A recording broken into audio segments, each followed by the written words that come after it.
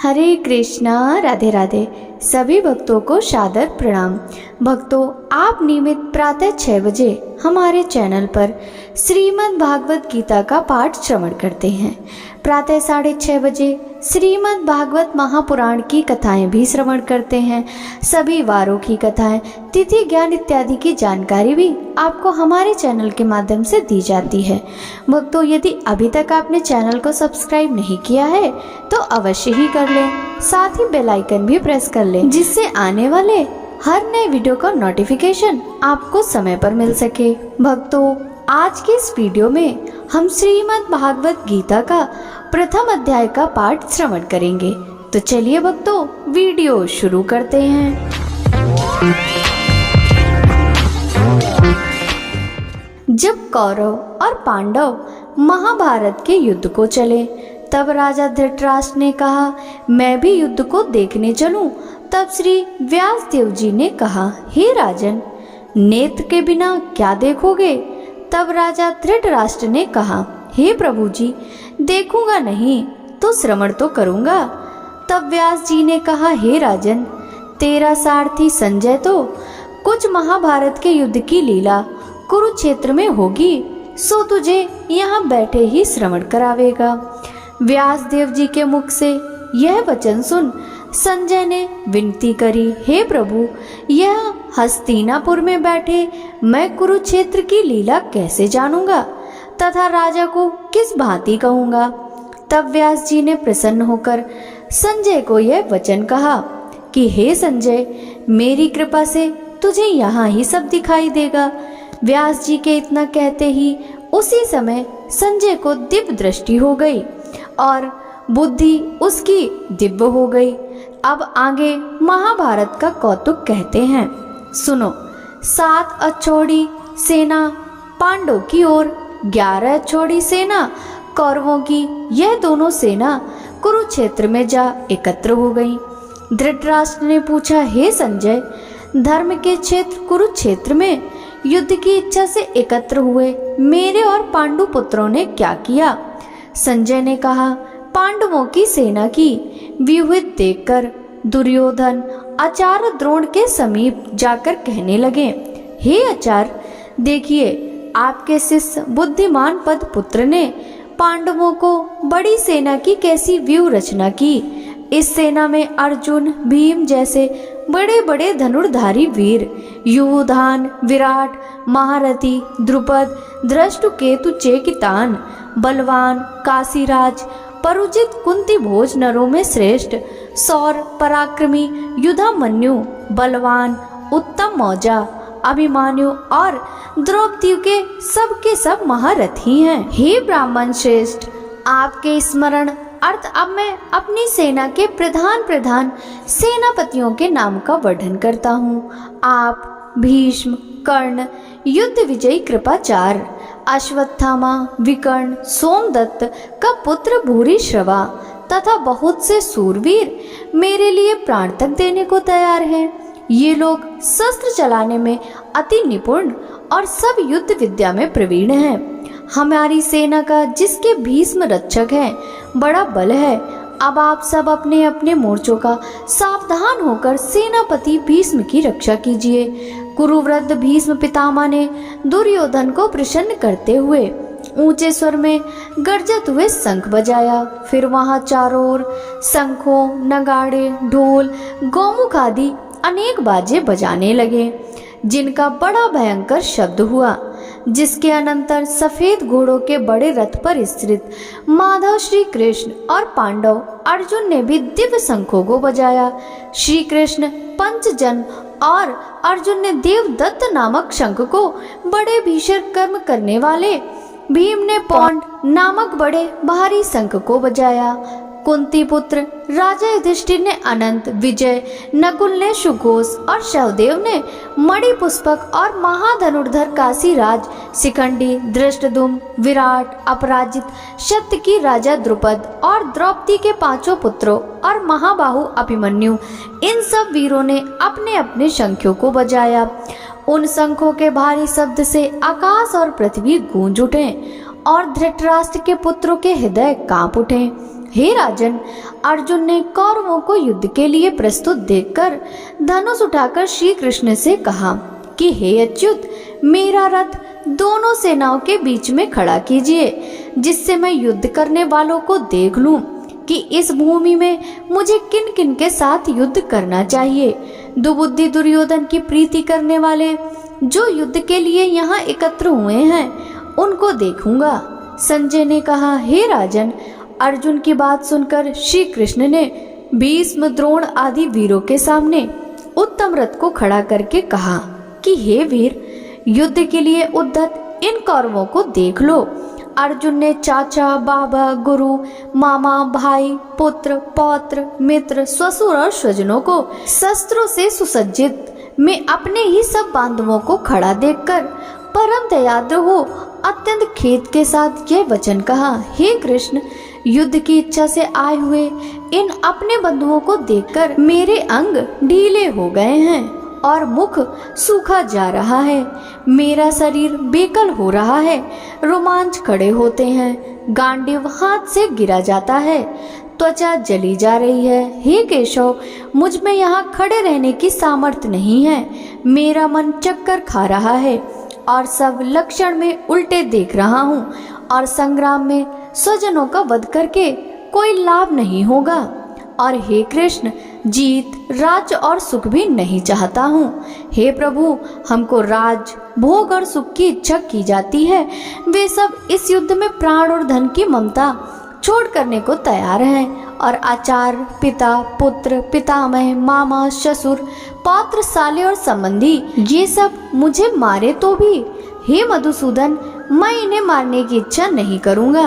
हे जनार्दन, त्रिलोकी के राज्य के लिए भी मैं इन्हें मारना नहीं चाहता, फिर इस पृथ्वी के राज्य के लिए तो कहना ही क्या। हे जनार्दन, धृतराष्ट्र के पुत्रों को मारकर हमारा क्या भला होगा? इन आतताइयों का वध करने से पाप ही होगा, इसलिए हमें अपने भाई धृतराष्ट्र के पुत्रों को मारना अनुचित है। हे माधव, स्वजनों को मारकर क्या हम सुखी हो सकते हैं? ये सब लोभ के वशीभूत हैं और कुल का नाश करने तथा मित्रद्रोह करने में पाप को नहीं देखते। कुल नाश के दोष को जानते हुए भी हमको इस पातक से क्यों नहीं दूर रहना चाहिए? कुल का नाश होने से कुल के प्राचीन धर्म नष्ट हो जाते हैं, फिर धर्म नाश होने से कुल में पाप बढ़ता है। हे कृष्ण, पाप से कुल की स्त्रियां व्यभिचारिणी हो जाती हैं, जिनमें वर्णशंकर संतान उत्पन्न होती है। वह वर्णशंकर जिन पुरुषों में कुल को नष्ट किया है उनको तथा उस कुल को नरक में पहुंचाते हैं, क्योंकि श्राद्ध तर्पण आदि बंद हो जाते हैं। वर्णशंकर बनाने वाले दोषों से कुल वधुओं की जाति, धर्म और कुल धर्म निरंतर नाश होते हैं। हे जनार्दन, मैंने बराबर सुना है कि कुल धर्म नष्ट होने से निश्चय नरकवास करना होता है। हाय, हम बड़ा पातक करने को तैयार हैं, जो राज्य सुख के लोभ से स्वजनों को मारने की कोशिश कर रहे हैं। शस्त्रों को धारण किए हुए धृतराष्ट्र पुत्र यदि मुझ शास्त्र रहित और उपायहीन को रणभूमि में बांधकर डाल दे तो मेरा बहुत कल्याण हो। संजय ने कहा, हे राजन, यह कहकर अत्यंत दुखित होकर अर्जुन ने उसी समय धनुष बाण फेंक दिया और रथ के पिछले भाग में जा बैठा। अब श्रीमद् भागवत गीता ज्ञान का प्रथम अध्याय का महात्म्य श्रवण कीजिए। एक समय पार्वती जी ने पूछा, हे महादेव जी, किस ज्ञान के बल से आपको संसार के लोग शिव कहकर पूजते हैं? मृगशाला ओढ़े अंगों में शमशान को विभूत लगाए, गले में सर्प और मुंडों की माला पहने रहे हैं, इनमें तो कोई पवित्र कर्म नहीं, फिर आप किस ज्ञान से पवित्र हैं? वह आप कृपा करके कहिए। श्री महादेव जी बोले, हे प्रिय, सुनो, गीता के ज्ञान को हृदय में धारण करने से मैं पवित्र हूँ और उस ज्ञान से मुझे बाहर के कर्म व्याप्ते नहीं हैं। तब पार्वती जी ने कहा, हे भगवान, जिस गीता ज्ञान की आप ऐसी स्तुति करते हैं उसके श्रवण करने से कोई कृतार्थ भी हुआ है? तब महादेव जी ने कहा, ज्ञान को सुनकर बहुत जीव कृतार्थ हुए और आगे भी होंगे। मैं तुमसे एक पुरातन कथा कहता हूँ तो तुम श्रवण करो। एक समय पाताल लोक में शेष नाग की सैया पर श्री नारायण जी आंखें बूंदकर आनंद में मग्न थे। उस समय भगवान के चरण दबाती हुई श्री लक्ष्मी जी ने पूछा, हे प्रभु, निद्रा और आलस उन पुरुषों को व्यापता है जो जीव तामसी है, फिर आप तो तीनों गुणों से अतीत हो। श्री नारायण जी, प्रभु वासुदेव जी हो, आप जो नेत्र मूंद रहे हो, यह मुझको बड़ा आश्चर्य है। श्री नारायण जी बोले, हे लक्ष्मी, मुझको निद्रा आलस्य नहीं व्यापता। एक शब्द रूप जो भगवत गीता है, उसमें जो ज्ञान, उसके आनंद में मैं मग्न रहता हूँ। जैसे 24 अवतार मेरे आकार रूप हैं, तैसे यह गीता शब्द रूप अवतार है। इस गीता में यह अंग है। 5 अध्याय मेरे मुख हैं, 5 अध्याय मेरी भुजा, 5 अध्याय मेरा हृदय और मन है, 16वां अध्याय मेरा उदर, 17वां अध्याय मेरी जंघा, 18वां अध्याय मेरे चरण हैं। सब गीता के जो श्लोक, हाँ सो मेरी नाड़ियाँ, गीता के अक्षर सो मेरे रोम हैं। ऐसा जो मेरा शब्द रूप गीता ज्ञान है, जिसके अर्थ मैं हृदय में विचरता हूँ और बहुत आनंद को प्राप्त होता हूँ। श्री लक्ष्मी जी बोली, हे श्री नारायण जी, जब गीता का इतना ज्ञान है तो उसको सुनकर कोई जीव कृतार्थ भी हुआ है, सो मुझसे कहो। तब श्री नारायण जी ने कहा, हे लक्ष्मी, गीता ज्ञान को सुनकर बहुत से जीव कृतार्थ हुए हैं, सो तुम श्रवण करो। शूद्र वर्ण का एक प्राणी था जो चांडालों के कर्म करता था और तेल लवण का व्यापार करता था। उसने बकरी पाली। एक दिन वह बकरी चराने को बाहर वृक्षों के पत्ते तोड़ने लगा। वहां सर्प ने उसे डस लिया। तत्काल ही उसके प्राण निकल गए। मरकर उसने बहुत नरक भोगे। फिर बैल का जन्म पाया। जब बैल का जन्म पाया तो उस बैल को भिक्षुक ने मोल लिया। वह भिक्षुक उस पर चढ़कर सारा दिन मांगता फिरता। जो कुछ भिक्षा मांग कर लाता वह अपने कुटुंब के साथ मिलकर खा लेता। वह बैल सारी रात द्वार पर बंधा रहता। उसके खाने पीने की खबर भी न लेता। कुछ थोड़ा सा भूसा उसके आगे डाल दिया करता। जब दिन चढ़े तो बैल पर चढ़कर मांगता। फिर ऐसे कई दिन गुजर गए तो वह बैल भूख का मारा गिर पड़ा। उसके प्राण छूटे नहीं। नगर के लोग देखा करें कि कोई तीर्थ का फल दे, कोई व्रत का फल दे, पर उस बैल के प्राण नहीं छूटे। एक दिन गड़िका आई। उसने मनुष्यों से पूछा, यह भीड़ कैसी है? तो उन्होंने कहा, इसके प्राण जाते नहीं, अनेक पुण्यों का फल दे रहे हैं तो भी इसकी मुक्ति नहीं होती।